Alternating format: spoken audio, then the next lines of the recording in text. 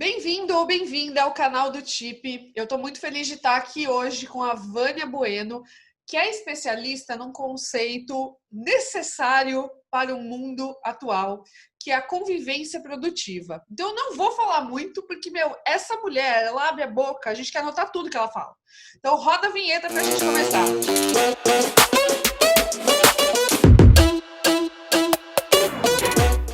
Vânia, que honra ter você aqui no canal do TIP. Muito obrigada por aceitar o convite.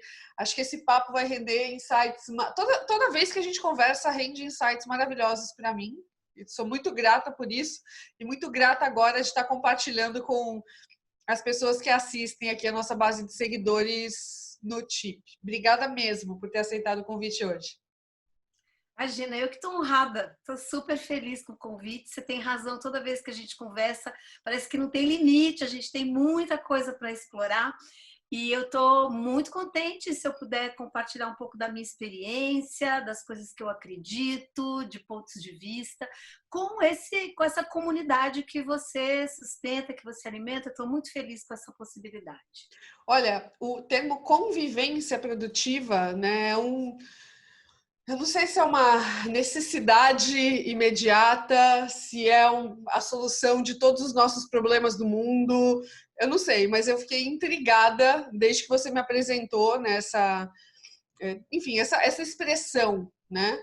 E eu imagino que você tenha começado a sua carreira sem saber que isso existia, né? Eu não sei se você, quando estava lá na escola, né, indo para a faculdade, se você já tinha tanta clareza da importância da convivência produtiva.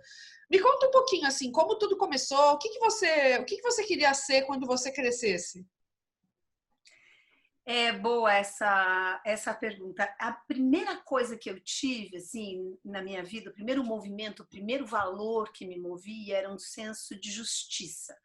Foi a primeira coisa. Eu queria ser advogada, porque eu tinha a sensação de que eu ia poder defender as pessoas, cuidar das pessoas, tinha essa motivação. Depois, na minha carreira, na minha infância, na verdade, eu fui descobrindo que eu gostava muito das palavras, a coisa da comunicação, do escrever, do ler, me encantava. Então, eu fui me apaixonando pelo universo das palavras. Quando chegou na hora de decidir o que fazer na faculdade, eu optei por jornalismo. Falei, legal. Também era uma forma que eu via de trabalhar com justiça.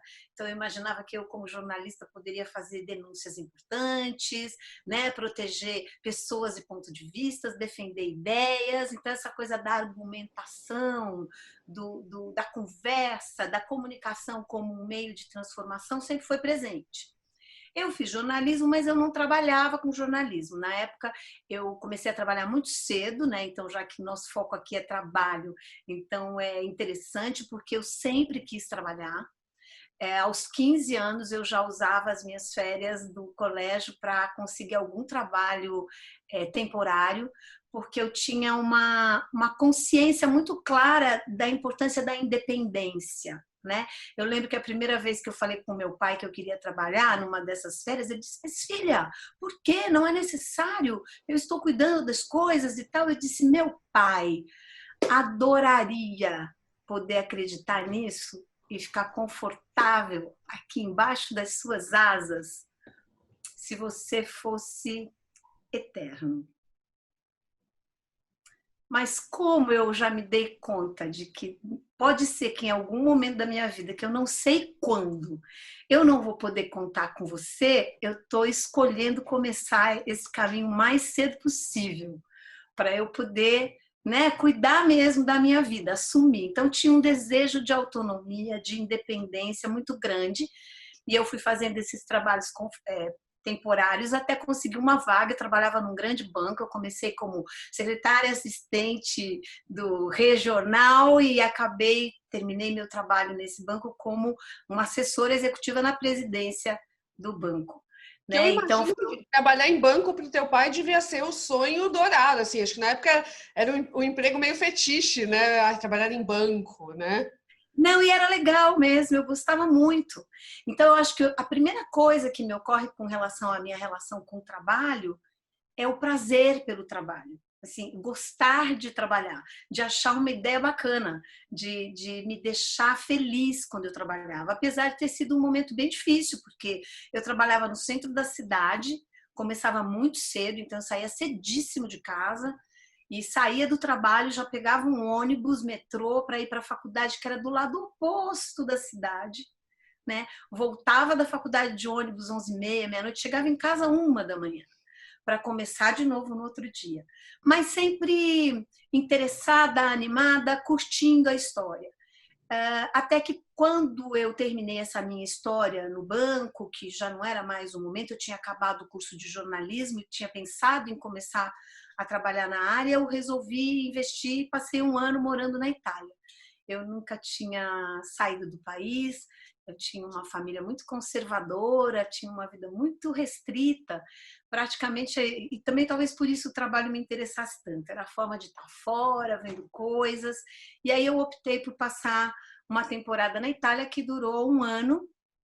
Quando eu voltei a trabalhar na área como assessora de imprensa.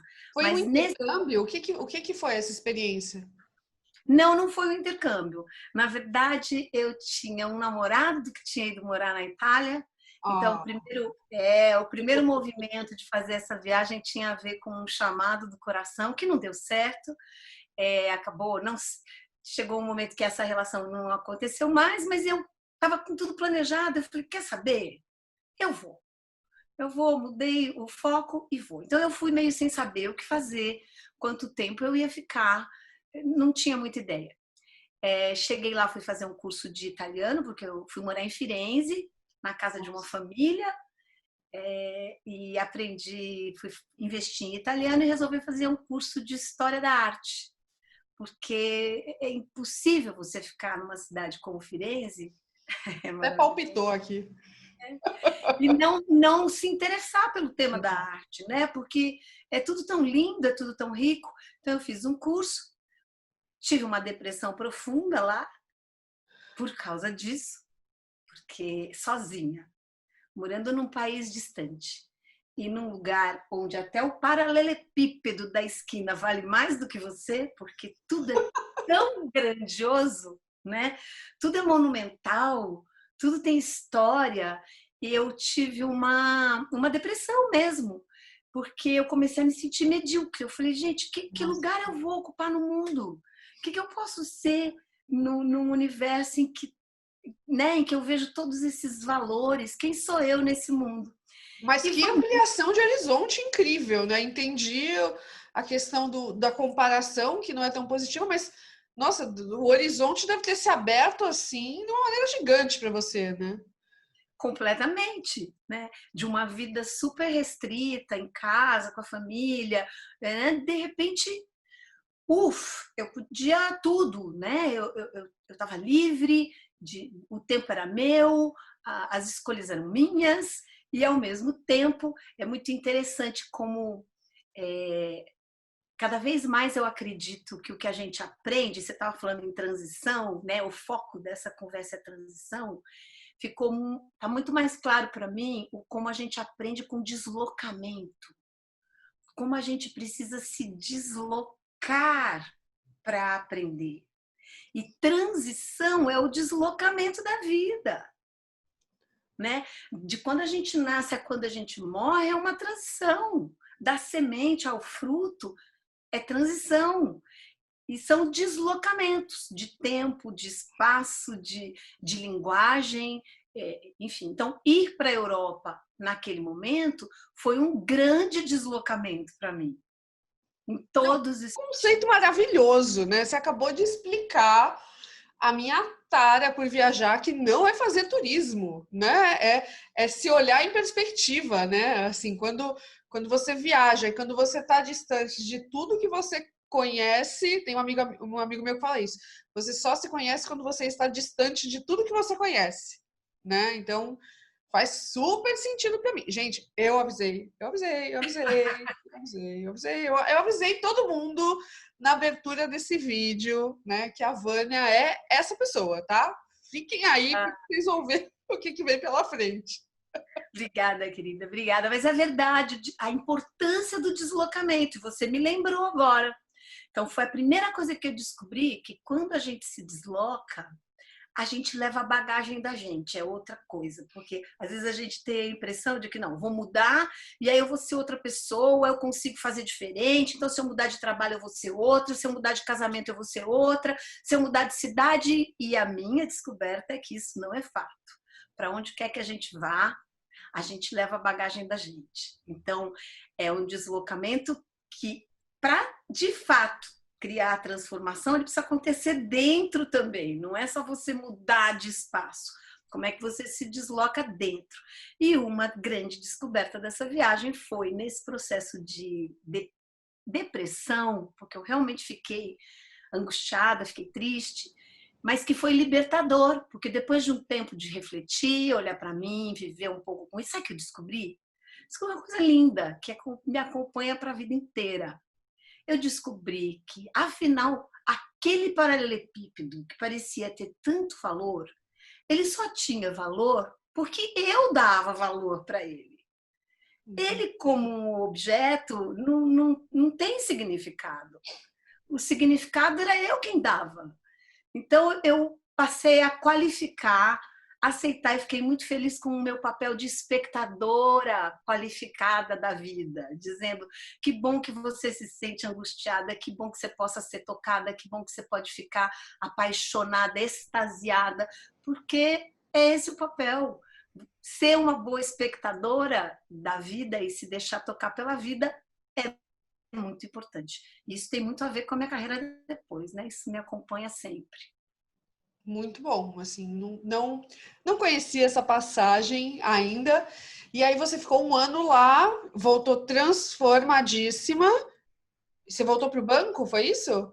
Não, não. Eu voltei para começar a trabalhar na área de comunicação. Eu tinha uma amiga que tinha uma pequena agência, ela fazia assessoria de imprensa e ela me convidou para trabalhar com ela e a gente montou um escritório pequeno e eu passei a trabalhar. Na época, a comunicação corporativa estava em ascensão e a área de assessoria de imprensa, especialmente, era uma área muito em evolução mesmo. As empresas queriam, pediam, então eu comecei a atender clientes nessa área de divulgação, criando os releases, entendendo as questões das empresas e tal. Mas já ali eu comecei a ficar curiosa com outras coisas. Né? Assim, por que só isso? Será que isso está... Se fizer um evento em torno dessa questão, a marca dessa empresa, eu comecei a me preocupar com outras coisas que estavam em torno do meu trabalho e resolvi fazer uma pós-graduação em planejamento estratégico, em estratégia de comunicação, para poder trabalhar mais com conceito, que é uma coisa que me fascina, sim, e menos na operação. Mas isso tudo era descoberta, porque eu não sabia dessas possibilidades, né? Então eu fiz esse curso, montei a minha agência, depois de alguns anos montei a minha própria agência, que se chamava Anima, e a Anima tinha a ver com alma, né, em italiano. Eu sempre quis fazer o meu trabalho atrelado com alguma coisa que não fosse tão óbvia, tão racional, né? Como é que a gente poderia incluir o ser humano que é tão surpreendente, a humanidade, né? Então, sempre fui atrás disso e passei, então, montei uma agência linda lá em Pinheiros, uma casinha maravilhosa, com mangueira no quintal, com orquidário, era um lugar incrível aqui em São Paulo, realmente um oásis. Fiquei nessa casa por 10 anos com essa agência e foi uma experiência maravilhosa, maravilhosa. A agência cresceu muito. Não, você virou empreendedora, então, assim, num insight, né? Pois é, então, eu tinha sido funcionária até os 24, passei esse um ano na Itália e quando voltei já fui empreendedora para sempre. Aí desde então, desde os 26 anos eu empreendo. Né? Eu não tinha ideia de que isso era empreender, mas assim, eu assumi a possibilidade, bom, tem que ter meu trabalho, tem que contratar, tem que dar emprego, tenho que ter um portfólio, e foi assim durante 10 anos nessa casa lá na Anima. Você empreendeu então dos 20? Dos 26, eu tô com 58. Então, 26 aos 36, é isso? Na casa, porque você continua sendo empreendedora, né? Essa sim, parte de sim. casa, né? Sim, essa parte da casa, na verdade, foi. Eu tive essa sócia, primeiro num outro lugar, dos 26 até uns 32, Tá bom. e depois dos 32 aos 43, 44, eu mantive essa empresa sozinha nesse espaço que eu estava falando. Aí a Ânima trabalhando com comunicação corporativa. E aí, atendendo clientes, prestação de serviço, aquela loucura, manejando expectativas dos clientes, dos funcionários. E aí, conta aí um pouquinho mais sobre que eu acredito que venha a gente vai ouvir sobre uma transição a partir disso também, né? Exatamente, quer dizer, são fases, né, do ter a sócia, depois de assumir um escritório sozinha, né, eu cheguei a ter 15 funcionários, mas uma rede muito grande de parceiros, isso foi muito legal, isso tem muito a ver também com a minha trajetória, que é uma rede bacana de designers, fotógrafos, criadores, eu sempre escolhi ter essa rede, não ter todo mundo interno, para que eu pudesse escolher para cada caso qual era o melhor parceiro na situação. Mas eu tinha uma equipe interna fixa, principalmente por causa da assessoria de imprensa, que é um contrato mais permanente. Passei a fazer eventos, uma coisa que eu adoro, porque eu sempre gostei muito de receber pessoas, então cuidava desse pacote todo de comunicação, mas sempre uma agência pequena, um ateliê. Na verdade, eu costumo dizer que eu sou bordadeira, né? Eu sou uma empreendedora, mas não com o espírito de escala, de quantos funcionários eu vou ter. Não, eu sempre gostei de entregar um trabalho caprichado, diferente, inovador. Então, assumi esse papel de ateliê, mas, em paralelo, fui fundadora da Associação Brasileira de Agências de Comunicação, a Abracom, fui diretora lá há 6 anos, e nesse ambiente eu pude conviver com os meus colegas das maiores agências do Brasil, né? Todas as grandes agências de comunicação, com eles eu também pude aprender muito, mas eu tinha esse posicionamento claro. Uma agência pequena, com um trabalho caprichado, enfim. E Esse foi amor muito pelo craft é muito lindo, né? Assim, é uma coisa que eu admiro em quem sabe entender e reconhecer isso, né? E eu acho que acaba sendo até um contraponto com o empreendedor, né? Porque quando você tem esse tesão pelo craft, eu vou te falar partindo desse ponto de vista também, né? Às vezes você tem uma certa dificuldade em delegar, né? Você tem ali uma necessidade de estar perto, de olhar com carinho e isso, né? Enfim, quanto mais você cresce, menos você pode estar ali no craft, né, no bordadinho. Eu amo esse conceito. É exatamente isso que eu sentia. Dificuldade mesmo em delegar, de querer cuidar tudo, de acompanhar do início ao fim. E para mim funcionava. Para mim dava certo assim e estava na medida do que eu queria. E nesse ínterim, o que aconteceu? A empresa foi crescendo. Em 2005, 2006, a empresa estava num momento muito bom, bons clientes, um portfólio bacana, tudo andando bem, tudo muito feliz nessa casa linda que eu amava. Mas de repente aconteceu uma coisa muito estranha. Eu lembro exatamente como isso começou. No final do dia eu comecei a me sentir cansada, um cansaço físico. Dizia, mas o que está acontecendo? Eu não sou assim, porque eu nunca tive expediente. A minha vida e o meu trabalho se misturam muito. Então, eu posso estar assistindo uma sessão de cinema e, naquele momento, ter um insight sobre o que eu vou fazer para o meu cliente, né? Ou eu posso estar fazendo um trabalho super pesado e, ao mesmo tempo, falando: nossa, que prazeroso, quanta coisa legal rolando aqui, fazendo amigos. Então, eu nunca tive fronteiras muito claras entre trabalho e vida pessoal. Quando eu comecei a me sentir cansada, me chamou bastante atenção. O que é isso? E isso foi se repetindo uma semana, outra, e eu percebendo que a sensação permanecia. O segundo sinal foi quando eu estava numa reunião com o cliente, saí da reunião e falei: nossa, não quero mais fazer isso. Aconteceu alguma coisa naquela reunião que pela primeira vez eu disse: e tudo muito estranho, porque cadê o prazer do meu trabalho, né? E como eu sempre fui muito devotada ao meu autodesenvolvimento, é uma característica minha desde pequenininha, de parar, refletir na janela, de ir estudar, de conversar, e eu já fazia terapia há muitos anos, eu levei esse tema para a terapia, para os meus retiros, para as minhas reflexões, dizendo o que está acontecendo, eu quero saber o que está acontecendo.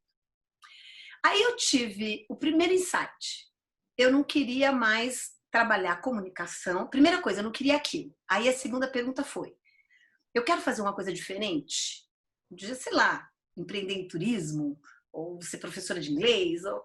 Não, eu descobri que eu amava comunicação e que eu queria continuar trabalhando com comunicação, mas não daquele jeito. Então, a primeira descoberta que é muito importante, que foi já uma aplicação de uma segunda experiência, porque eu tive uma separação de um primeiro casamento, e nessa separação eu descobri que não é preciso destruir para transformar. Tá aí um aprendizado que eu considero muito precioso. Porque muitas vezes, para a gente deixar aquilo que a gente tem porque tá bom ou porque tem alguma coisa boa, primeiro a gente destrói mesmo, né? Para não sobrar nada. Aí você olha e diz assim: bom, agora eu posso seguir, porque não tem mais nada por aqui. Então, ali tinha muitas coisas que eu gostava. A comunicação eu gostava, a minha casa eu gostava, os meus clientes eu gostava, mas alguma coisa precisava ser feita. Então, eu comecei a pensar: como é que eu posso transformar sem destruir?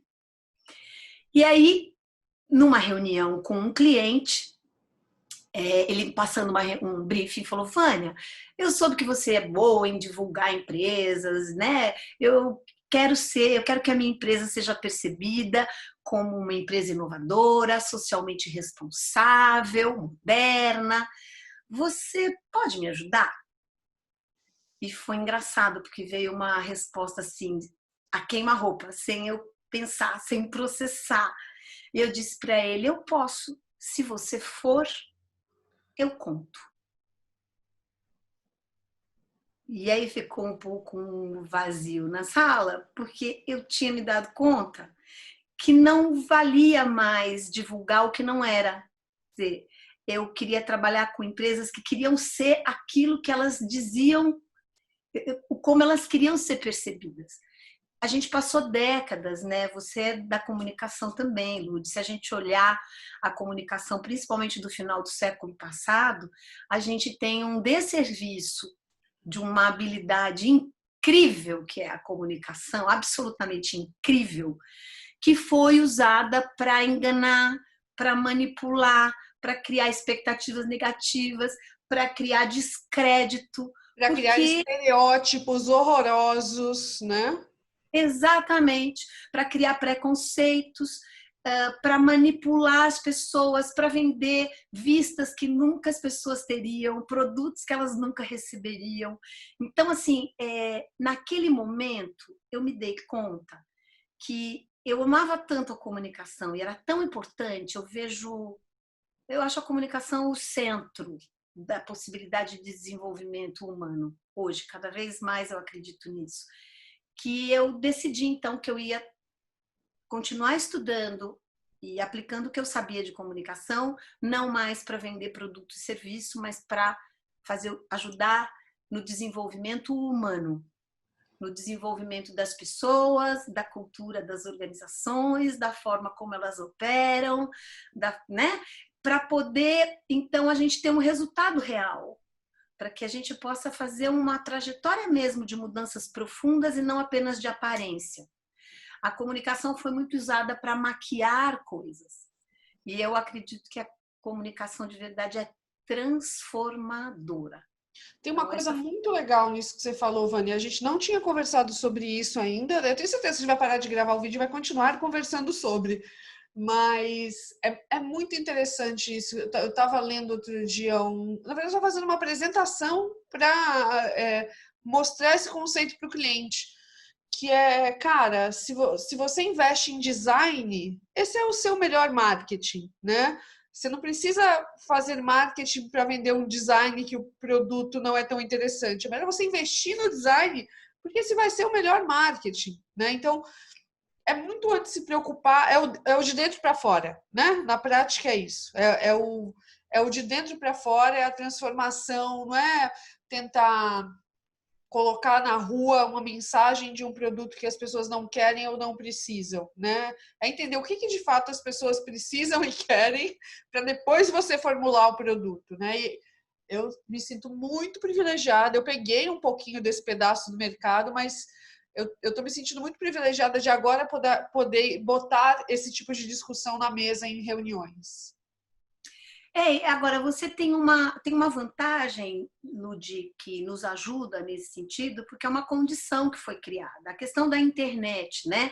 A gente tinha uma configuração de trabalho, quando eu trabalhava principalmente, porque você veio muito depois de mim, em que os comunicadores, as estruturas de comunicação, de fato, tinham um certo controle sobre o que era compartilhado, editado, produzido, distribuído. A gente tinha esse controle. Então, a gente tinha muito o que a gente chama de macronarrativa, né? Uma versão oficial dos fatos, que o jornal dava, a revista reproduzia, a agência da empresa fazia, e com a internet, a gente passa a ter milhões de narrativas sobre o mesmo fato. Então, antigamente, por exemplo, uma empresa poderia, sei lá, criar, então, vamos pensar, um movimento de comunicação que não era exatamente como devia ser, né, que manipulava de alguma forma. Isso demorava anos e muitas vezes sequer era descoberto. Ou alguém se sentia lesado, mas guardava para si, ficava chateado, enfim.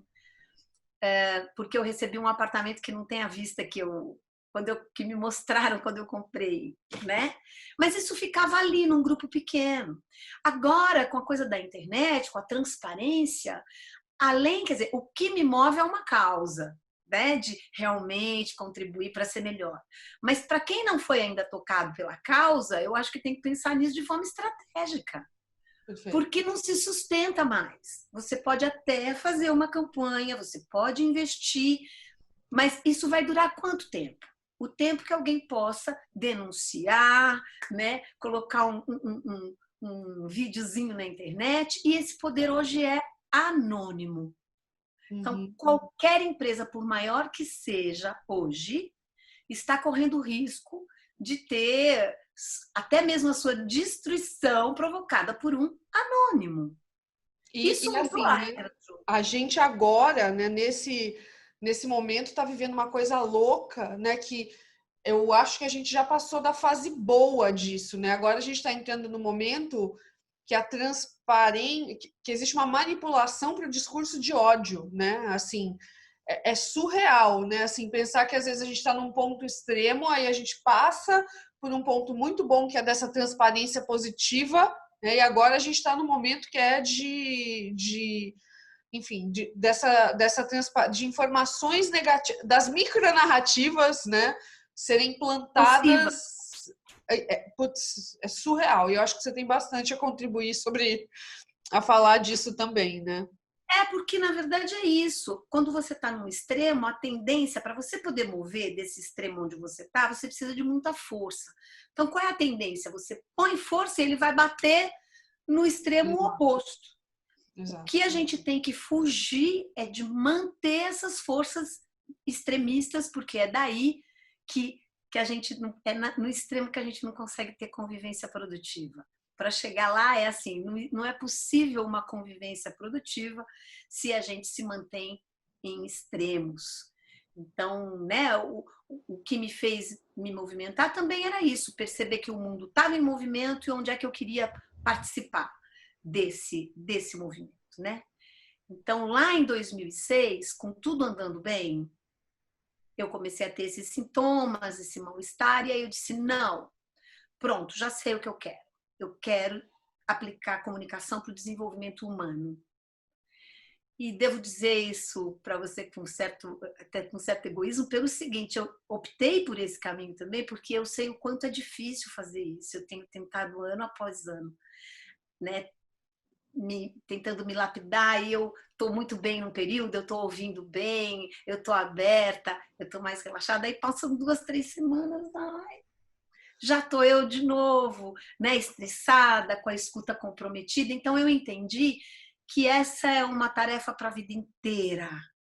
Não tem assim, cheguei, consegui. Não existe isso, porque os humanos são surpreendentes, imprevisíveis, né, incontroláveis. Quando a gente entra na seara do humano, e aí falando também de transição de carreira, que a gente estava falando outro dia, que não é que tem uma transição na carreira, é que eu acho que a carreira é uma constante transição. A gente está sempre transitando. Mas, por exemplo, se você é de uma área de exatas e o seu trabalho lida com estruturas que são fixas, que são previsíveis e tal, pode parecer que muito pouco está acontecendo. O mundo está andando, mas no seu ambiente pode parecer que não está acontecendo muita coisa. Quem trabalha com a área de humanas já tem mais dificuldade de sentir essa parada, né? Porque o humano exige da gente uma constante adaptação. Então, eu sabia que eu estava entrando numa seara de complexidade, de maior complexidade, porque eu queria olhar para esse universo humano. E aí falei, bom, preciso estudar. Eu sempre adorei estudar. Durante esses anos, eu fiz tudo quanto é curso que você imagina. Eu fui para a Índia fazer retiro, eu fui para Findhorn, na Escócia, viajando, estudando, lendo, fazendo. Mas, naquele momento, eu já estava com 44 anos. E falei, não, acho que eu preciso fazer um mestrado, alguma coisa que eu possa costurar. De novo, bordado, né? Como é que eu pego esses pedaços que eu tenho aprendido e consolido? O que será que tem de mais estruturante nessa reflexão? E aí decidi que eu, para fazer um mestrado, eu não podia levar a vida que eu tinha. Porque na agência eu saía muito cedo, chegava muito tarde e era sem trégua. Muito trabalho. Então eu disse, bom, se eu quiser fazer um mestrado, eu vou ter que mudar a minha vida. Aí sim, todo esse processo de mudança veio para o material. E é aí que a coisa pega, né? Assim, como é que eu mudo a minha vida?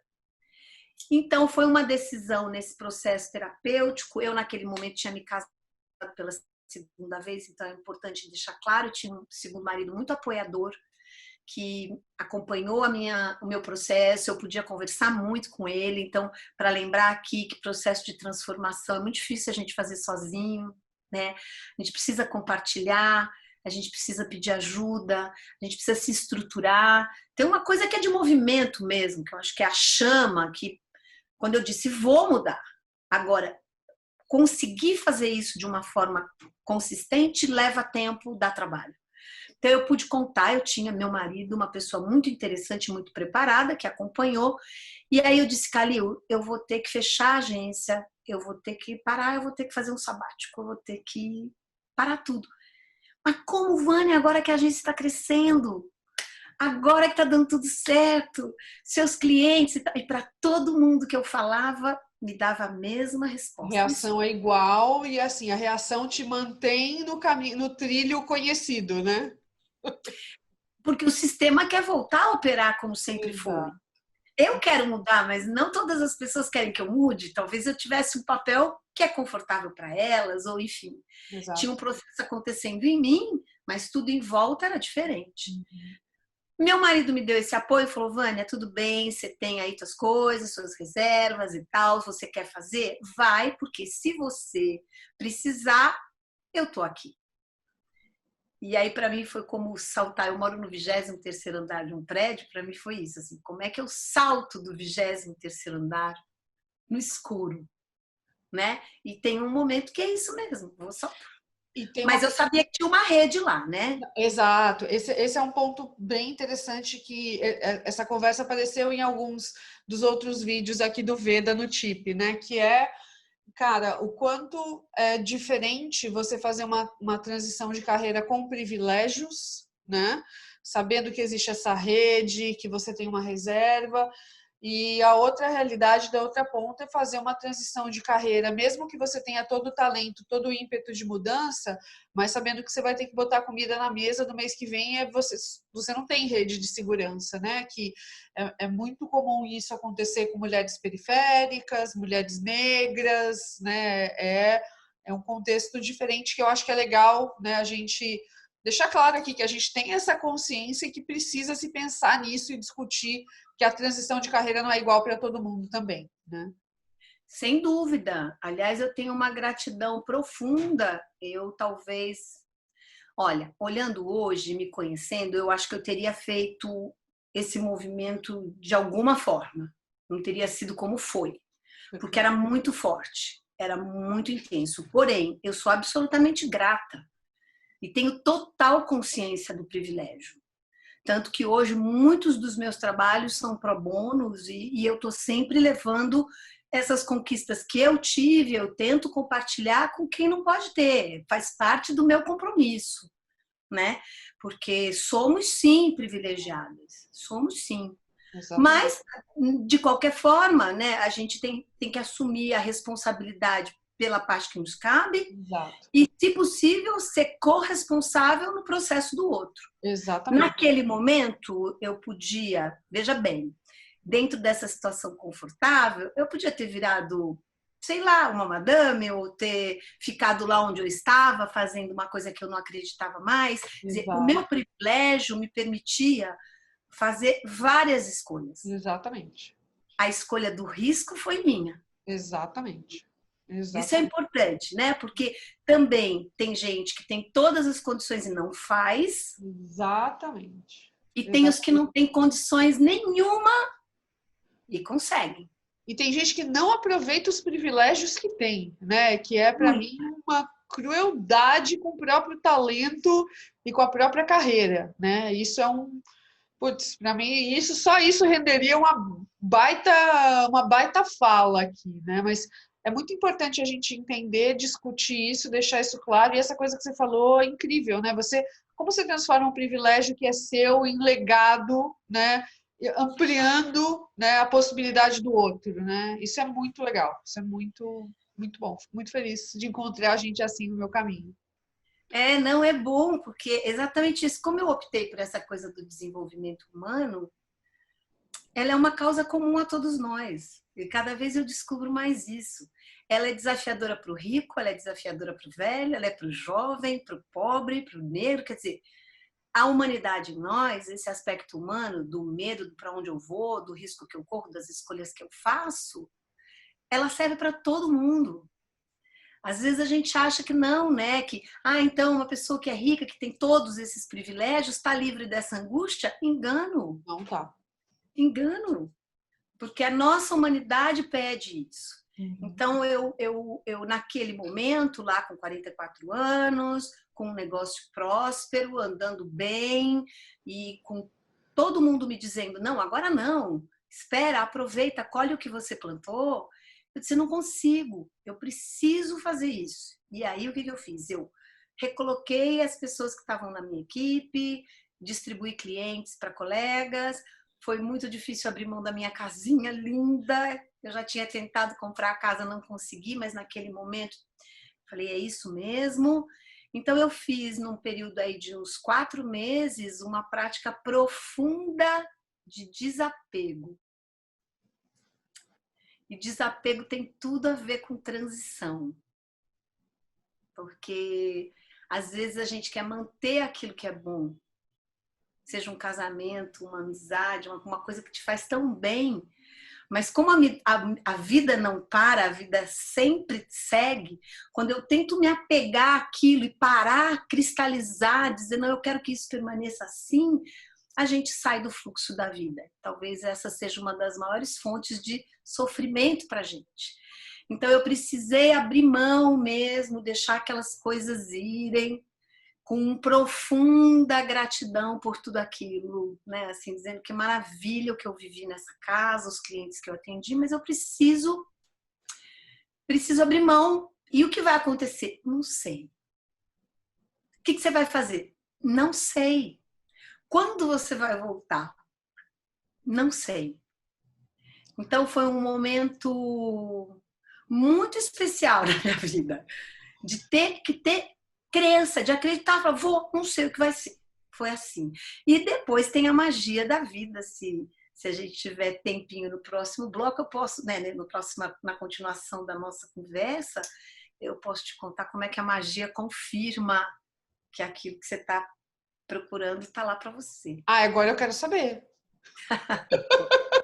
Não, a gente não vai parar de gravar sem você contar isso, pelo amor de Deus. Olha só que loucura, olha que engraçada essa história, eu gosto muito dela. Eu estava aqui, então, mudando minha vida, parei, abandonei, deixei tudo, já fiz tudo, estou aqui esperando para ver para onde eu vou, procurando cursos de mestrado. Na USP, na FIA, nananana. Aí começa a tocar meu telefone. Meus clientes, os jornalistas, os fornecedores, todo mundo. E aí, Vânia, vamos fazer não sei o quê, vamos fazer não sei o quê. Porque as pessoas não sabem o que está acontecendo comigo. Chegou um momento que eu falei assim, bom, eu preciso sair fora. Eu preciso de uma pausa de verdade. Porque o que está prestes a acontecer é eu voltar a fazer o que eu fazia antes, com menos estrutura do que eu tinha. Entendeu? Eu sofri, fiz um monte de... Daqui a pouco eu vou estar repetindo, porque como você falou, o sistema tem uma atração para o conhecido. Sim. Para o que já é. Aí eu falei para o meu marido, Calil, eu tô achando que eu preciso dar uma parada, tô precisando fazer uma reciclagem de inglês, então eu vou procurar um curso, vou ficar uns 40 dias fora, vou escolher um curso nos Estados Unidos ou na Europa, alguma coisa, porque aí eu saio daqui, faço essa atualização do meu inglês e as pessoas entendem que eu tô fora, para poder me renovar mesmo. O marcador, né? Tem um marcador, tem um milestone ali, né? É um ritual, né? Uma quebra no processo. Bom, então tá. Bom, Vânia, acho uma boa ideia, tal. Aí ele falou, olha, Vânia, o filho dele, o filho do meu marido, desse meu segundo marido, tinha se casado e estava morando em Cleveland, nos Estados Unidos, há alguns anos. Há um ano, mais ou menos. Numa casinha lá, tal. Falou, Vânia, por que você não vai para Cleveland, que tem espaço para você? Procura um curso de inglês em Cleveland, que aí você fica com o Marcelo e com a Ana, tá lá relaxado, tá protegida, não tá sozinha e já tá tudo organizado. Perguntamos, eles me aceitaram lá para fazer esse processo e eu falei, tá bom. Entrei em Cleveland, descobri uma escola de inglês dentro do campus da Case Western Reserve. E eu adoro campus universitário. Falei, eu vou, porque vai ser uma delícia, né? Depois de tantos anos, ir para a faculdade, ver o clima dos jovens e tal, vou adorar. Fiz a minha inscrição na escolinha, comprei o bilhete de ida e de volta, 40 dias, e o meu rumo era fazer o curso de inglês. Ok. Nesse ínterim, lá na Abracon, onde eu era diretora, eu falei, tô indo para Cleveland e tal. Minha colega falou, Vânia, por que você não vai? Aproveita. Você sabia que lá em Cleveland é o curso do David Cooper Ryder em investigação apreciativa? Que era uma metodologia que eu já tinha tido um contato aqui no Brasil e que eu tinha gostado muito. Essa minha amiga falou, olha, o David Cooper Ryder, que é o criador da investigação apreciativa, dá aulas na Case. Ele fica lá. E você vai ter o curso de inglês na Case. Então, procura lá, porque eles costumam fazer um curso de final de semana. Quem sabe tem um curso nesse período, você aproveita. Né? O cérebro já explodiu, né? Mas que bom, legal, né? Eu adoro. Maravilhoso. Vou fazer uma formação, vou aproveitar. Lá vou eu para os Estados Unidos, com vida de estudante, ônibus, caderninho, todo dia lá no campus universitário, adorando aquela história. Pá, pá, pá. Eu fiz 3, tinham 4 semanas de curso.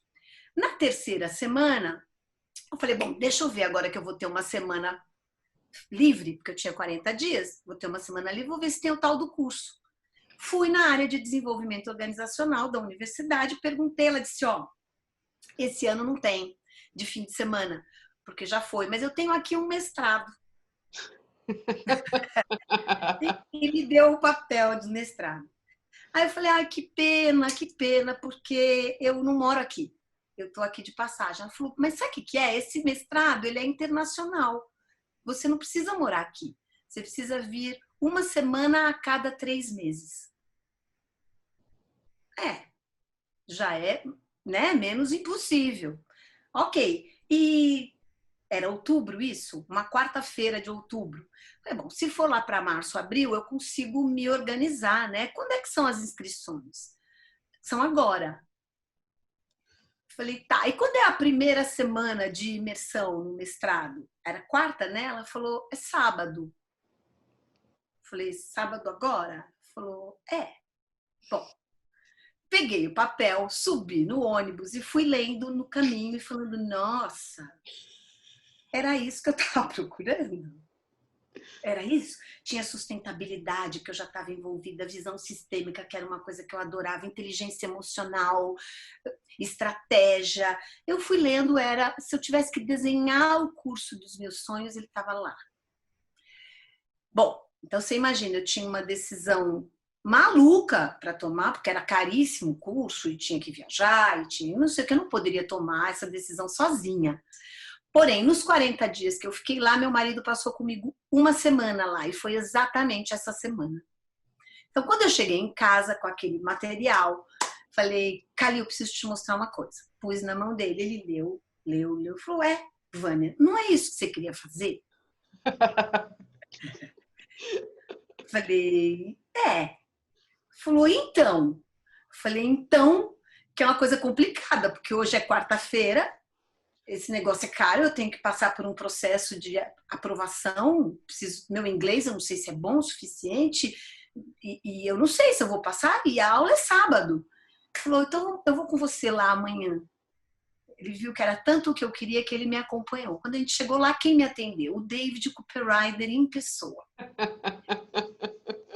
E foi super legal a conversa, e eles disseram que se eu quisesse fazer, eu poderia. Por quê? Porque eu tinha feito 4 semanas de inglês, né? Se eu não tivesse feito essas 4 semanas, eu não teria a menor chance de entrar numa sala de mestrado. Mas eu tinha feito inglês, eu conversei com eles, o meu currículo, eles me aceitaram. Conclusão, eu terminei o curso de inglês na sexta, eu sentei na sala do mestrado no sábado, e eu voltei para casa com o mesmo ticket que eu tinha comprado. Eu não precisei mudar um dia do meu bilhete aéreo.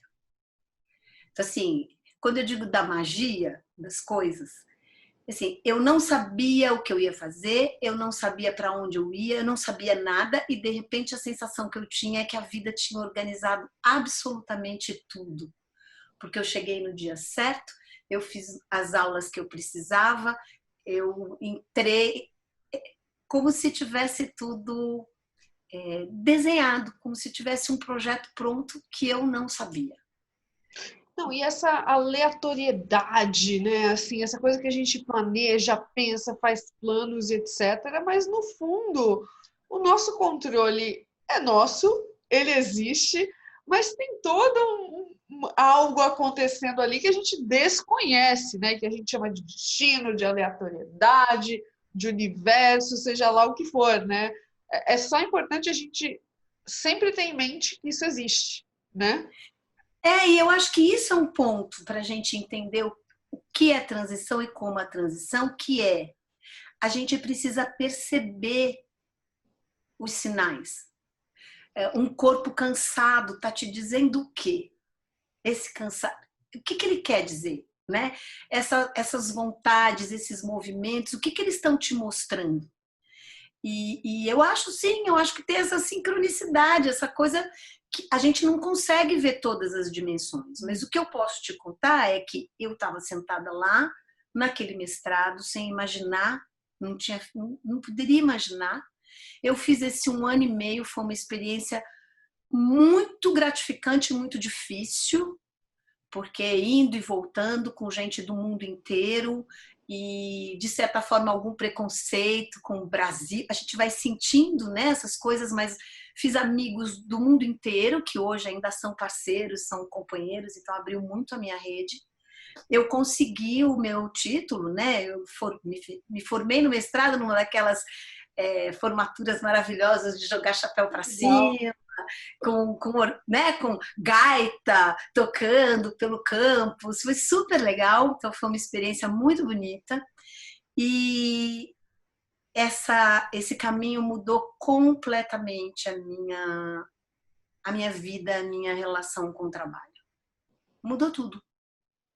E hoje, né, 12 anos depois, mais de 12, 14 anos depois, eu posso dizer com a maior tranquilidade do mundo que foi a melhor coisa que eu podia ter feito na minha vida, foi ter parado para ouvir, tomado as decisões que eu precisava, corrido o risco que eu tinha que correr, ter feito os movimentos, os investimentos que eu fiz, era o que eu tinha que ter feito mesmo. sabe? Uma satisfação. E daí vem a história da convivência produtiva, né? É aí que isso que muda o enfoque do trabalho. E uma coisa muito interessante é que assim, você manteve a marca da tua agência viva, né? Mas ela passou por todas as transformações junto com você, né? Foi quase uma irmã, né?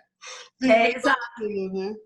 é verdade. E eu adoro a minha marca, que foi feita com um amigo muito querido, Hugo Kovadoff, que é um designer incrível, maravilhoso, um grande amigo, que fez esse projeto de construção muito perto, muito junto, foi um trabalho amoroso. E desde então eu nunca abri mão mesmo, porque a Ânima era a imagem corporativa, depois ela virou a Ânima Convivência Produtiva.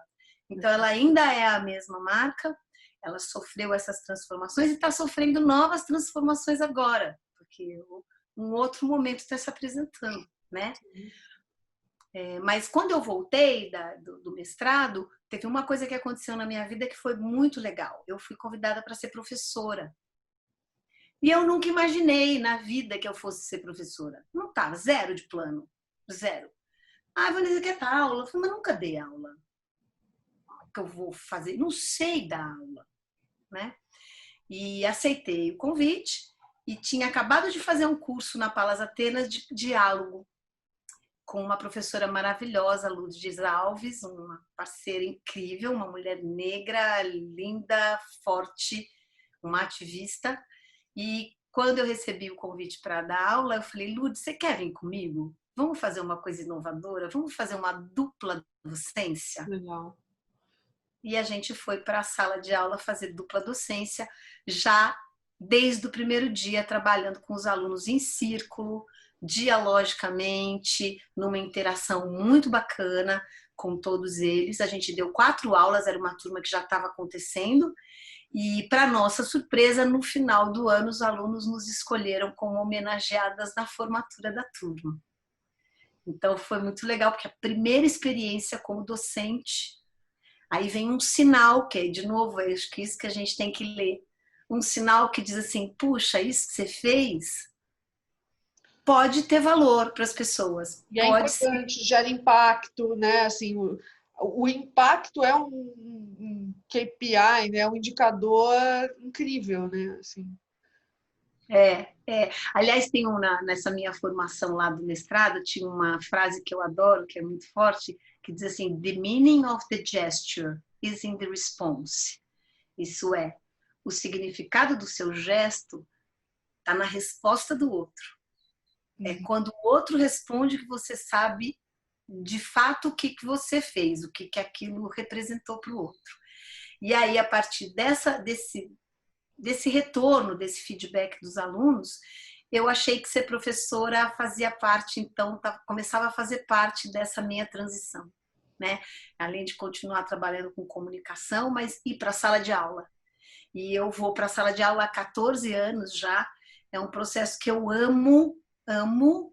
Então, eu dou aula na ECA, na FIA, na FEA, enfim, em várias universidades, na Universidade Federal de São Carlos, na ABERJ, no Albert Einstein, e passou a fazer parte da minha transição, esse lugar na sala de aula.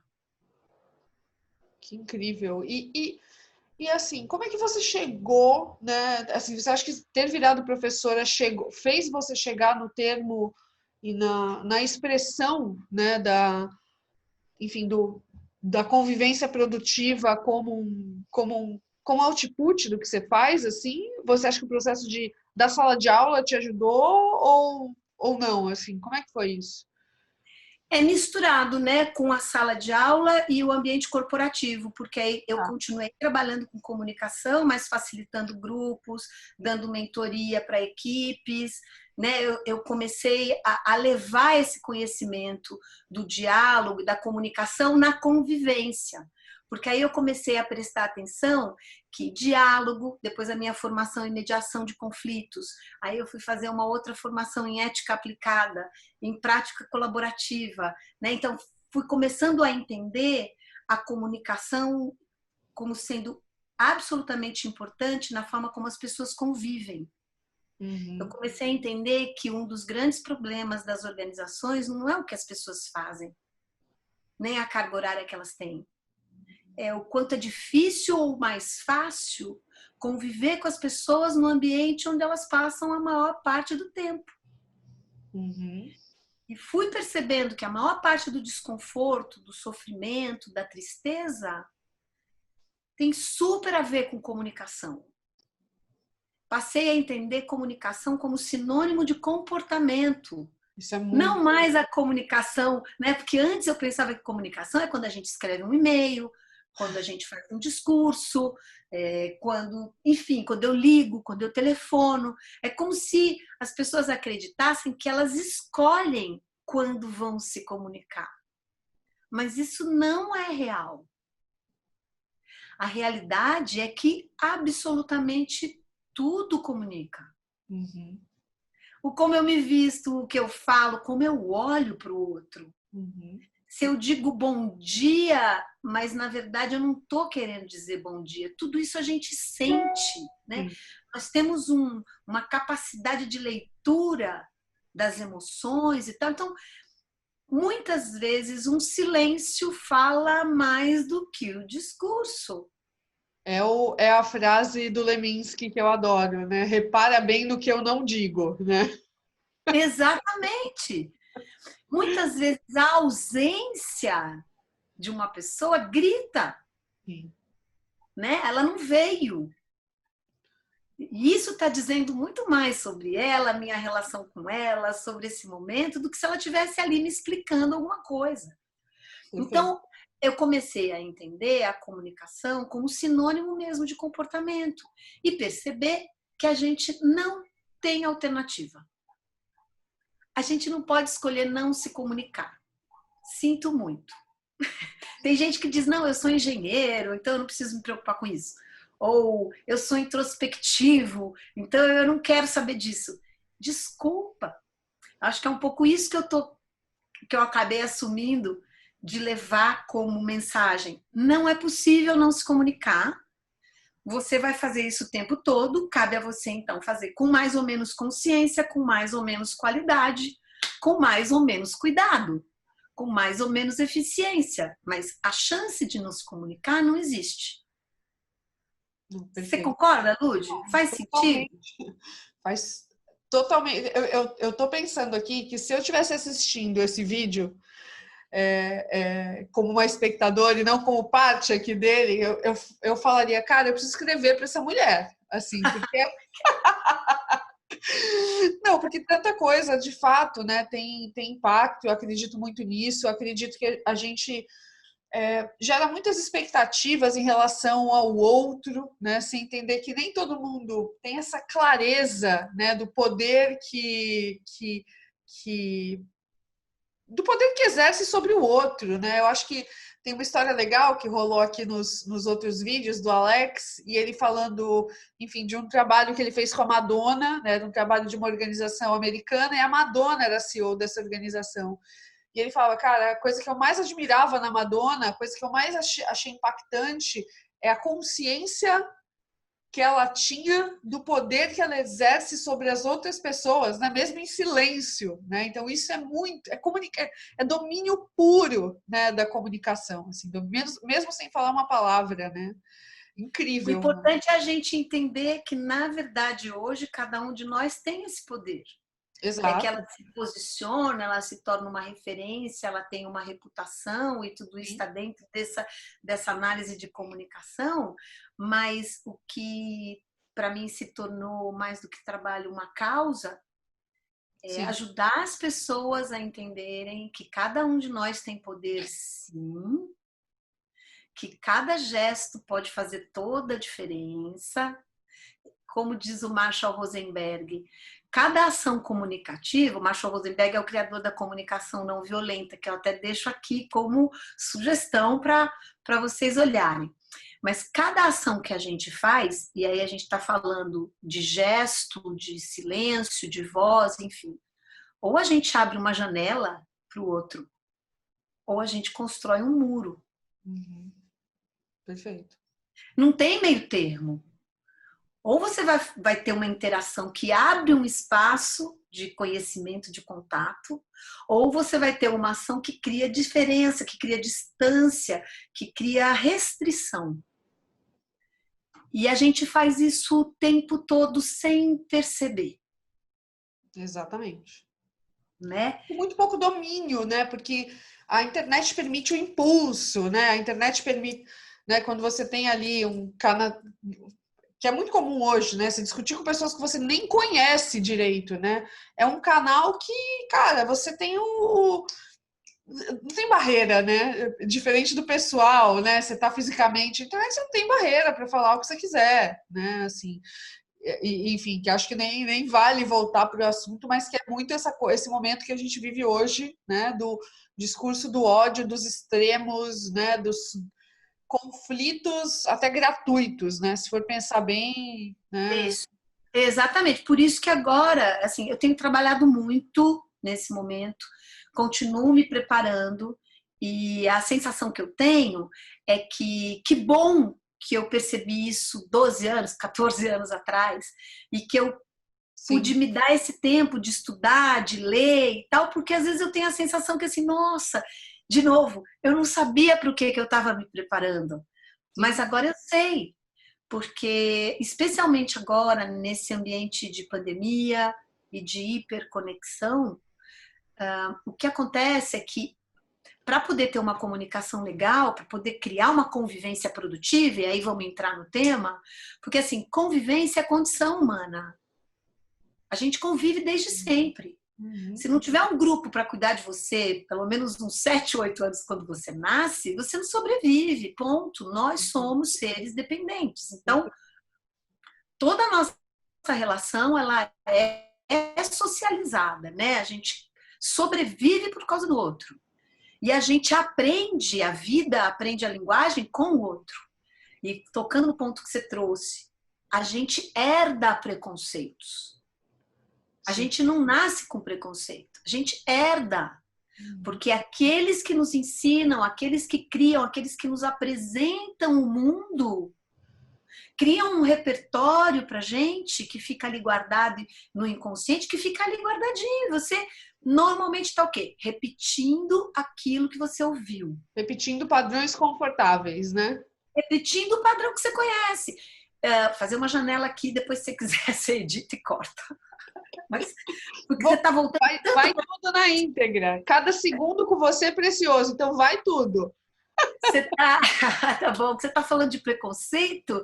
Outro dia eu escrevi um texto para o Portal Aberto assim, eu tenho preconceito, é o título.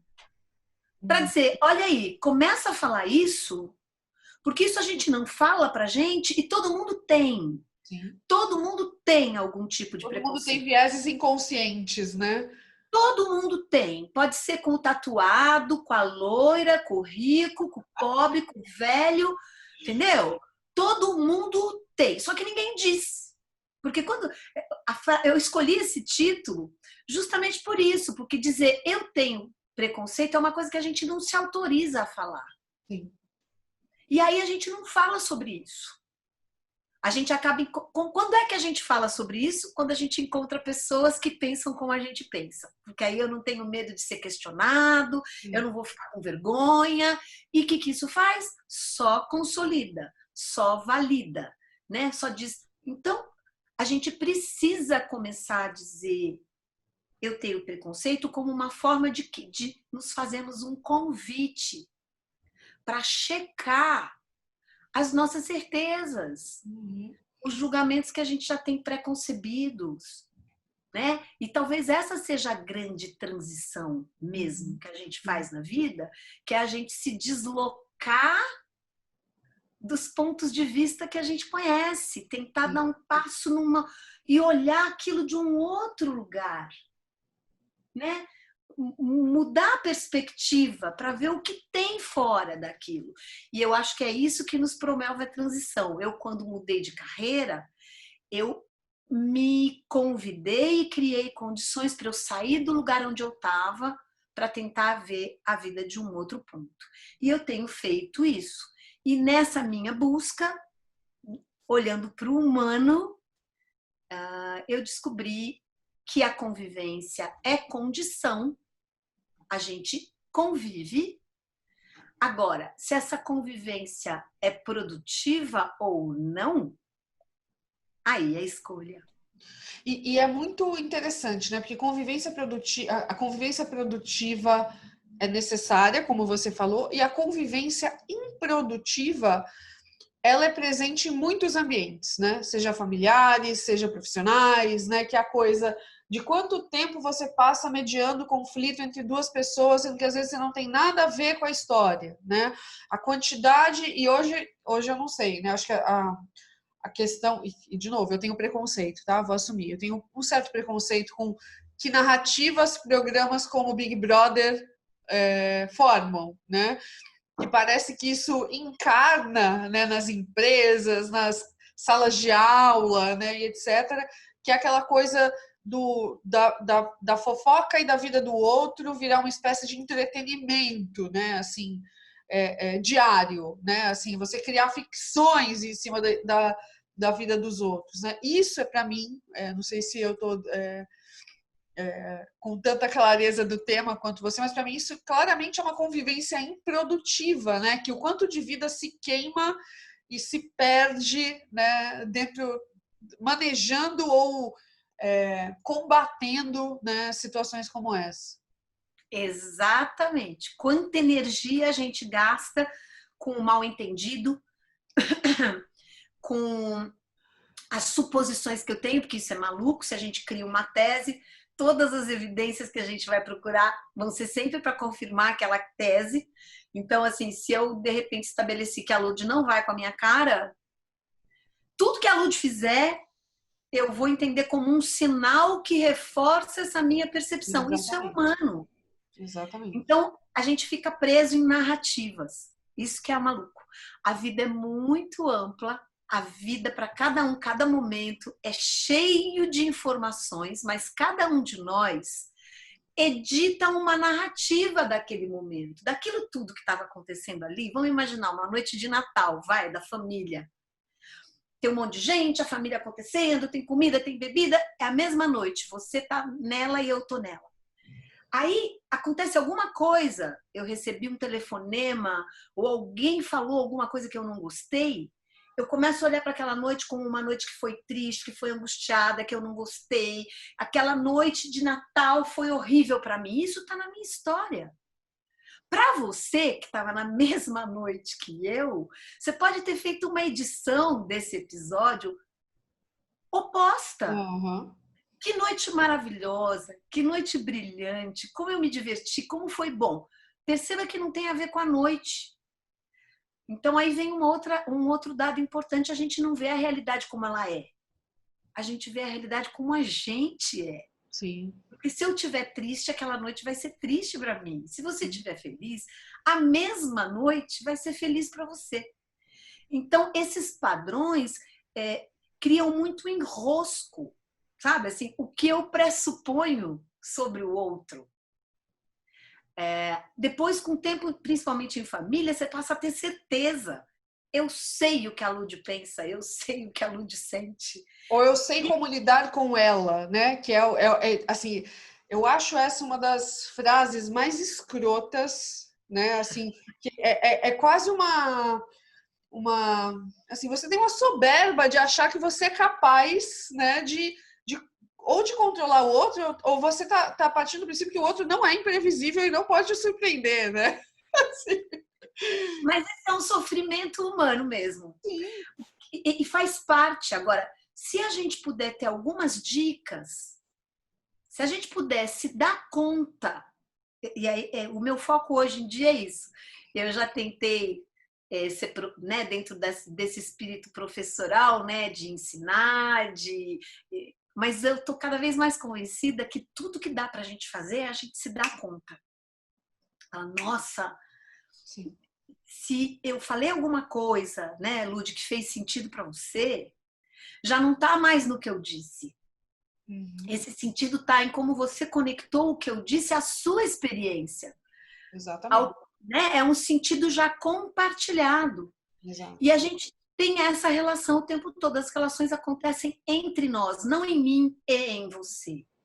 E às vezes a gente quer ter controle mesmo sobre a relação.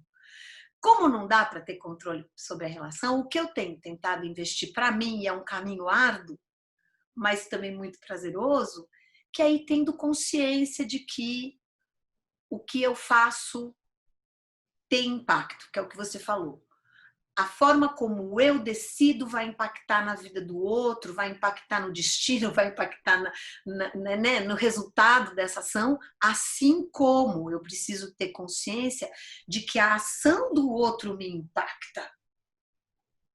E o que eu quero fazer com isso? Eu quero acolher esse impacto, eu quero evitar esse impacto, o que eu quero fazer? Tem uma gestão disso tudo. E convivência produtiva tem a ver exatamente com observar essas interações próximas e buscar formas de tornar esse processo menos doloroso, mais positivo, mais interessante para as pessoas. Porque hoje eu vejo e eu ouço relatos de muitas organizações que estão, de fato, adoentadas. Uhum. As pessoas estão tristes, estão se sentindo mal.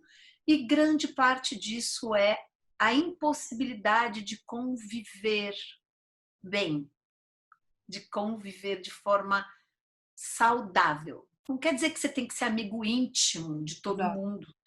Você não tem que frequentar a casa do outro. Você não tem que ser padrinho do filho do colega.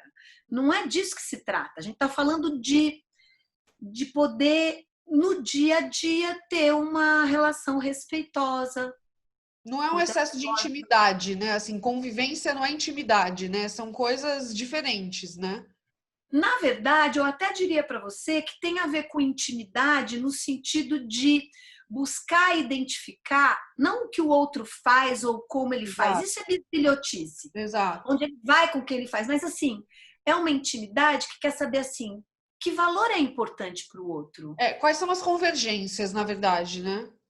E o que ele acredita, qual é a estrutura dele, o caráter.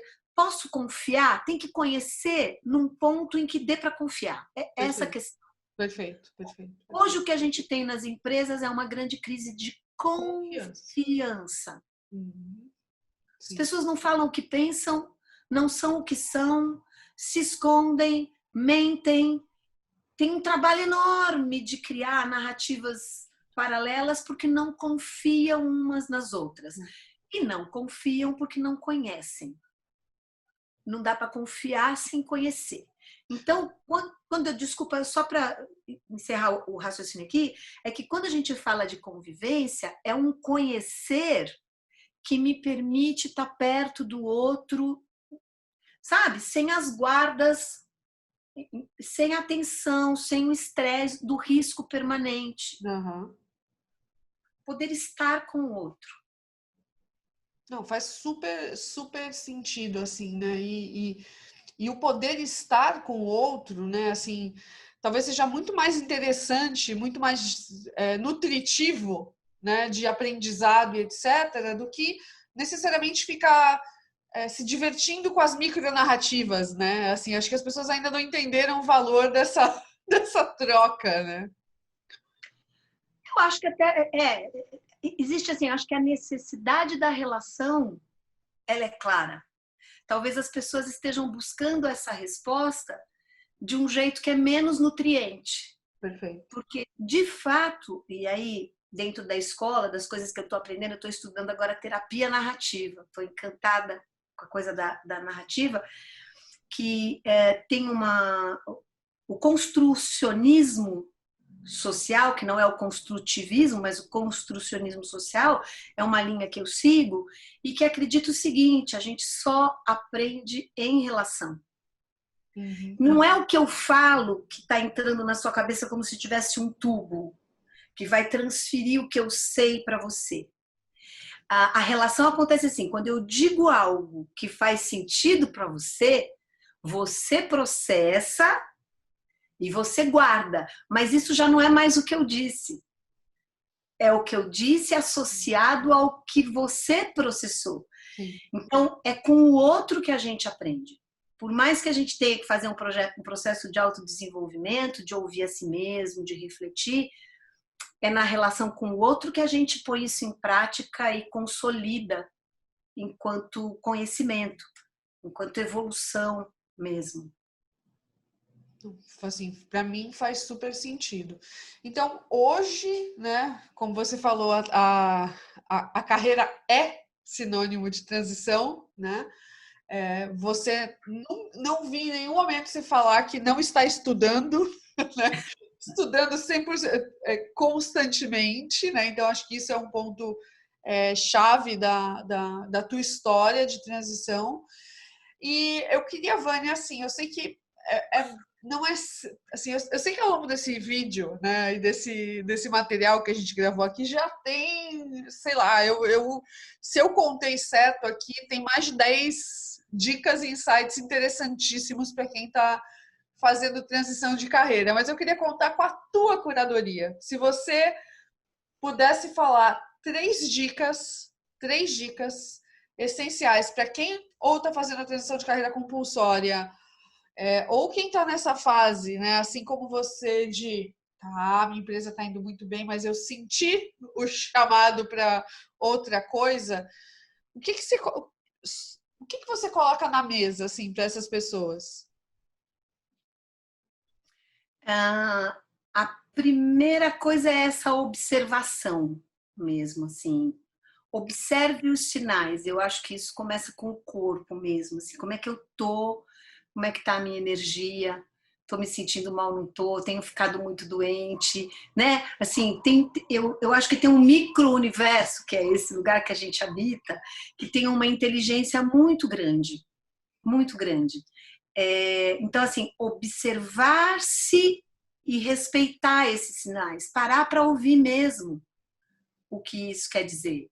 E aí, fazendo um adendo aqui que tem a ver com transição, depois de todas essas mudanças, em 2017, é a primeira vez que eu falo isso numa live ou em público, eu tive um câncer, né, que foi um outro momento, né, no meio disso tudo já evoluindo, eu tive uma outra parada dessa vez compulsória, né? Eu precisei, o ano de 2017 é um ano que não tem na minha agenda. Eu tive um diagnóstico em fevereiro e fiz o tratamento até dezembro. Felizmente deu tudo certo, mas era uma transição também. Eu também estava indo muito bem, também estava fazendo muita coisa, envolvida com ótimos projetos, e aí eu disse, não, agora eu vou tirar da tomada, e eu literalmente saí de tudo. E confesso que fiquei até com certo medo, porque, né, construindo tudo de novo, se eu sair, será que eu consigo voltar? Para onde eu vou voltar? Mas, de novo, eu ouvi o chamado, tomei a decisão, né, e corri o risco, e, de novo, foi a atitude certa. Eu consegui superar o desafio, eu estou me sentindo bem, e durante esse período eu pude validar mais uma vez onde é que eu queria colocar a minha energia dali para frente, porque quem passa por uma experiência dessas sabe que a gente fala, bom, e agora, né? Agora é só vida com sentido, né? Tem que aproveitar esse tempo, essa chance maravilhosa que eu estou ganhando. Então, Sabemos bem. Sabemos.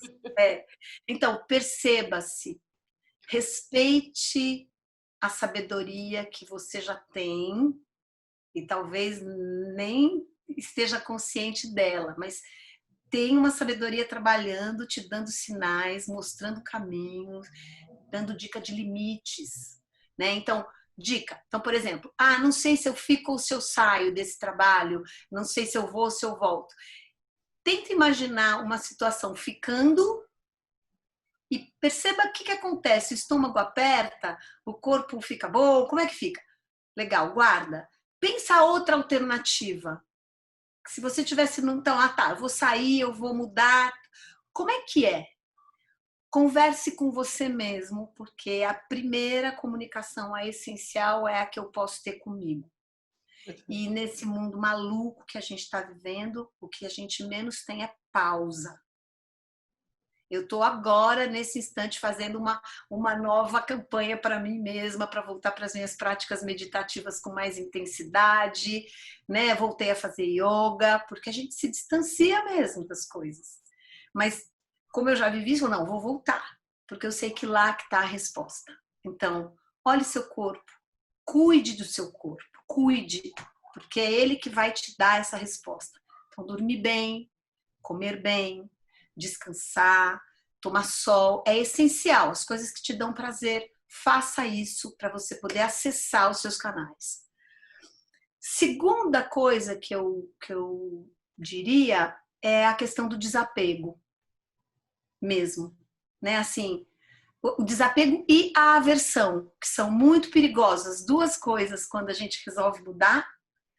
Então, ou a gente diz, bom, não quero sair daqui que eu gosto, puxa, vou perder isso, e fica ali. Ou você pode ter o oposto disso, que é, então, nunca mais eu quero fazer isso, eu não quero mais saber disso. Você estudou, você trabalhou 30 anos naquela área, você tem todos os conhecimentos daquela área, mas de repente você fala, não, exceto em casos extremíssimos, eu não vejo muito sentido. Eu acho que como é que você transforma o que você já sabe? Seu potencial, suas virtudes, suas competências. Como é que você vai fazer essa mudança sem perder esse tesouro? É o seu patrimônio. Patrimônio de vida, as pessoas que você conhece, os livros que você leu, as coisas que você já fez. Honre. Honre o que você já fez. E aproveite esse momento para conversar com pessoas que você conhece, fazendo uma pergunta muito simples que a gente nunca faz. Que virtudes eu tenho? O que você vê em mim? Pega as pessoas que você confia de verdade, senta com elas e diz: onde é que você acha que eu sou bom? O que você acha que eu faço bem? E agora se prepara para receber. Porque coisa boa normalmente a gente não gosta de ouvir. A gente já Sim, a fala: gente não não, é está muito. treinado, né, para receber elogio, né? Não é bem isso. Não, você está exagerando. Como você é generoso. Não. Ouça. Acolha. O que é que você tem de bom? Então, nesse teu repertório, nesse patrimônio, reconheça o que você tem de bom e pratique evitar o apego e a aversão, para você poder ficar no caminho do meio, porque, de novo, o apego e a aversão são extremos, certo? Sim. Então, nenhum nem outro usualmente trazem a resposta. Veja essas, deixa um movimento. Então, investigue e tente manter o desapego e a aversão, mas não perca o sentido do apaixonar-se. O que te apaixona? O que toca o sino né, dentro de você? Quais são os momentos na sua vida? Faz uma retrospectiva lá e pergunta em que momento eu me senti útil, em que momento eu me senti engajado, em que momento da minha vida eu estava acesa, com energia. Vai lá naquele momento. E feito receita de bolo, tenta descobrir quais eram os ingredientes. Por que você se sentia daquele jeito naquele momento? Que pessoas estavam por perto? Qual era a condição? O que você tinha? Porque essa é a receita do seu bolo, não é a pesquisa de Harvard que diz como fazer uma transição profissional, né? Tem sempre umas receitinhas prontas. Qual é a sua receita? Quando foi que você fez uma mudança importante e que você ficou satisfeito com ela? Vai lá nessa. Esse é o princípio, por exemplo, da investigação apreciativa, da abordagem apreciativa. Descobre como você fez e deu certo, para que você tente reproduzir essa experiência que você sabe que é possível, não porque alguém disse, porque você viveu. Uhum, sim. Né? Você pisou naquele. Você fez você que fabricou as pegadas, né? Então, vai lá e identifica o que você precisa. Só você sabe o que te alimenta e as fórmulas são diferentes. Tem gente que precisa sair para ficar feliz, tem gente que precisa ficar em casa, tem gente que gosta de comer para ter satisfação, tem gente que emagrece, vira anoréxico, né? Assim, tem várias, nós somos muito, muito complexos como humanos. Então, é isso. Procure esse combinado de desapego, evitar a aversão e manter a paixão, descobrir o que te apaixona, o que te mobiliza. Diria que como terceiro ponto, tenha compaixão com você mesmo e com o outro, porque às vezes a gente quer fazer, a gente faz todo o movimento, nem sempre dá certo. Uhum. E a gente erra. E é muito duro quando a gente erra e a gente se pune porque errou. A gente já está triste porque queria que desse certo e não deu. Aí já não deu certo e ainda você se pune. Eu estou falando isso de um lugar muito especial porque eu sou perfeccionista, eu fui perfeccionista a vida inteira. Então tudo que dá errado, tudo que eu não consigo ainda me provoca sofrimento. Ainda eu tenho armadilhas pesadas em relação a isso, mas eu continuo olhando para isso e cada vez mais tendo compaixão, porque eu descobri que quando eu consigo me perdoar, fica tão mais fácil perdoar o outro. Sabe? Quando o outro erra, quando o outro disse que ia fazer e não fez, quando o outro pisou na bola, quando não atingiu a minha expectativa, que normalmente a gente fica com raiva, né? Quando eu percebo que eu também não atingi a expectativa do outro, que eu não atingi sequer a minha própria expectativa, a compaixão, esse perdoar-se, esse facilita esse caminho Com que é certeza. que é de Com risco, certeza. sabe? E porque a gente tem que ter compaixão pela gente, pelo outro, a gente pode pedir ajuda, a gente pode aceitar que é vulnerável, a gente pode chorar quando não der certo, E a gente né? não está pronto, né? Acho que o pessoal olha muito as altíssimas lideranças e fala, não, esse cara às vezes não está pronto, ele está lá e ele não está pronto, né? E ele tem Não. que fingir que ele está. E vou até dizer, dessa minha transição, né, que continuou transição, eu acabei há alguns anos me envolvendo com a área de governança corporativa, que são justamente as alta liderança, os conselhos de administração. Eu estou muito próxima, porque eu descobri que exatamente não é porque as pessoas estão em cargos altos que elas têm discernimento ou que elas estão tomando as melhores decisões, e muitas vezes elas estão tomando decisões em meu nome e em nome dos meus netos.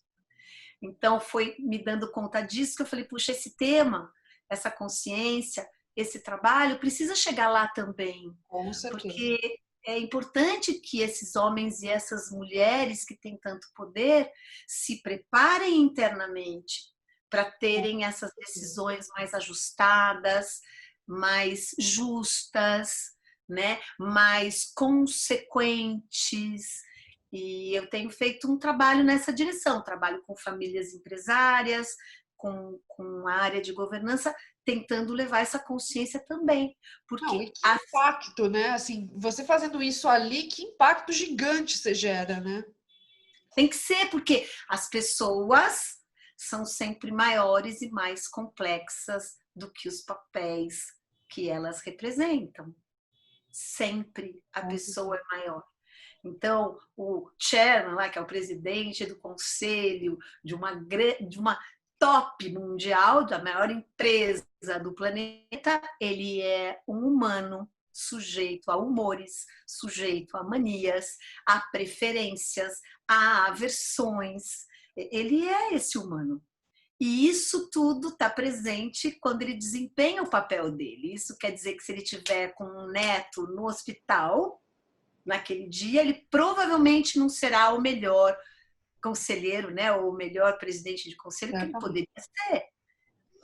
Então, essa também é uma constatação. Então, quando eu falo de comunicação e convivência produtiva, é pensar como é que a gente traz para dentro das organizações a dimensão humana, entendendo que a maioria das empresas se preparou para fazer gestão de papéis e não gestão de pessoas. E isso está ficando complicado agora, porque não tem mais o modelito manda quem pode, obedece quem tem juízo. Então você precisa argumentar, envolver, e a palavra do X da coisa é engajar, não é? Hoje as empresas sabem que elas precisam engajar, mas papel cumpre contrato. Entendeu? Você contrata um papel E ele vai cumprir um contrato, ele vai cumprir as horas, até as metas, enfim.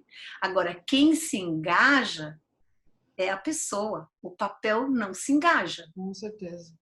Só a pessoa se engaja. Então, se você hoje diz que precisa de engajamento, as empresas precisam transpor o limite entre os papéis para poder tocar as pessoas. E é isso que consiste o meu trabalho. Como ajudar a entender isso, como contribuir para que as pessoas se encontrem de uma forma mais positiva e mais produtiva. Vânia, assim, eu não tenho palavras para te agradecer e eu acho que quem viu esse vídeo e gostou, pelo amor de Deus, comunique-se, porque, cara, essa mulher é espetacular, assim, deixa o seu comentário, porque eu acho que essa conversa pode continuar, né? E eu acho que esse é o seu grande, a sua grande força, né? Assim, é despertar essas conversas super interessantes. Aqui a gente tem um espaço aberto para comentários aí embaixo. Vânia, já se sinta convidadíssima para a gente gravar vários outros vídeos, porque gente, eu fiquei assim, falei, meu Deus do céu, Que eu queria bom! estar anotando. Ah, bom, eu fico feliz, Ludia. Eu quero então honrar todos os meus mestres. Isso não são descobertas minhas, eu não sou criadora desses conceitos. Eu acho que sim, cada um de nós pode fazer essa edição. Então, essa é a edição que eu apresento, mas eu aprendi com tantos mestres na escola e no dia a dia, com as pessoas que eu encontro, que vão me ensinando com o comportamento delas. Então, é em nome delas, de todas elas que eu falo. Eu agradeço muito esse espaço que você abriu aqui. Eu quero sim ouvir os comentários, vou adorar receber. Se a gente puder voltar a se encontrar, eu vou ficar muito feliz e vou aproveitar. Olha, vocês viram que eu sou muito tagarela, né? Mas eu vou aproveitar e deixar mais uma dica para vocês que eu tenho falado, que eu acho que é muito importante nesse momento de pandemia, nesse momento que a gente está vivendo agora mesmo, né? Então eu queria deixar como dica de comunicação um conceito que para mim fica fácil de vocês entenderem. Comunicação, entendendo que é tudo que a gente fala ou não fala, o que a gente faz ou não faz, e que comunicação é comportamento. Toda comunicação nutre ou intoxica. Não tem meio termo. Nutre ou intoxica. Então eu queria convidar a sua audiência para fazer uma dieta de comunicação. Sabe como a gente está fazendo agora? Que a gente tem que escolher o fornecedor, porque não pode chegar qualquer coisa na casa da gente, não é? Você escolhe o fornecedor, aí a comida chega, você olha bem para ela, aí você passa sabão, aí você limpa, e aí você seleciona, só depois você guarda. Com a comunicação a gente precisa fazer a mesma coisa. A gente só dá aquilo que a gente tem. Então, quando você se nutre, quando você tem uma comunicação, quando você busca fontes nutrientes de coisas que fazem bem para você, que abrem sua mente, que são inclusivas, que não são preconceituosas, que são positivas, é isso que você traz para a sua despensa e é isso que você vai ter para oferecer para o outro. Ao mesmo tempo, se você recebe só toxina, se você acessa mensagens que são tóxicas, se você fala com pessoas tóxicas, se você fica exposta a situações tóxicas e se você fala com você, principalmente de uma forma tóxica, eu não sou boa, eu fiz tudo errado, e alimenta pensamentos negativos, é sua reserva e é isso que você vai ter para dar para o outro. Com certeza. Toxina. Então, por favor, quando a gente está estressado em situações de mudança como agora, o discernimento fica ainda mais em risco, porque a gente está sob estresse, né?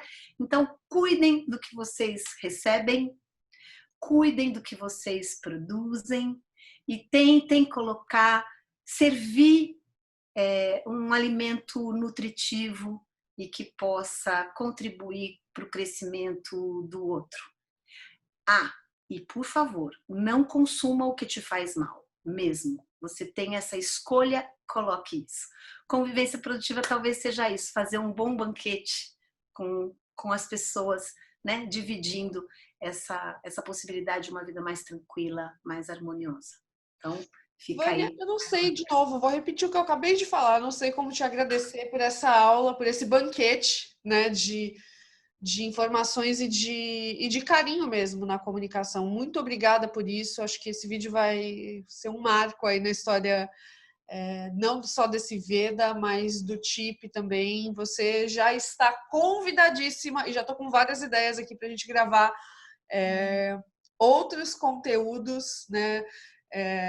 Eu, eu acho que assim, pessoas incríveis conectam pessoas incríveis, né? E, cara, a pessoa que nos conectou é muito incrível para mim também, né? Então, que é o Daniel, vou falar o nome dele e deixar, porque eu tenho certeza que ele vai ver esse vídeo até o fim, ele vai ficar muito feliz dessa conexão, né? E desse caminho aí que a gente está criando juntas. Muito obrigada mesmo, mesmo.